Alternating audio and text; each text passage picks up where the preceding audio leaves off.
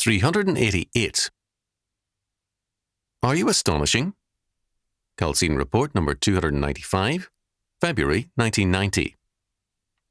St. Peter's first letter was written to believers whom he called strangers or sojourners throughout Pontus, Galatia, Cappadocia, Asia and Bithynia. 1 Peter chapter 1 verse 1.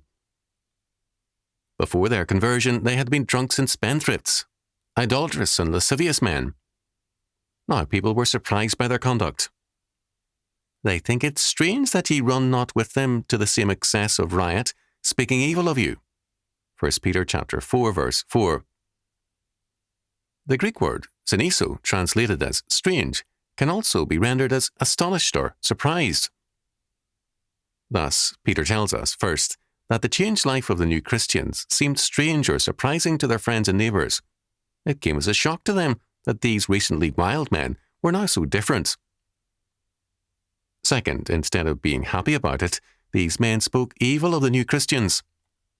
The godliness of the convert does not please the ungodly. Instead, it creates resentment. But notice this important fact. They could see the difference, whether they liked it or not.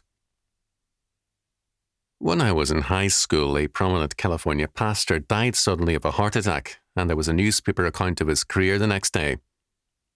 One shocked reader was a man who worked in the mountains above us in the spring as a guide for trout fishermen and on the lakes in the summer.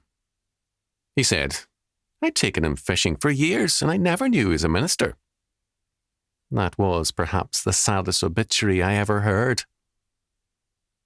If people cannot see a difference in our lives, then something is wrong.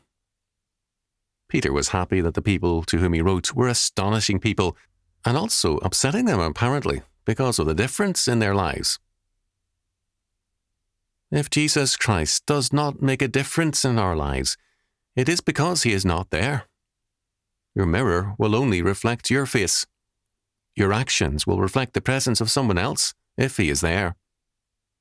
Who is there in your actions?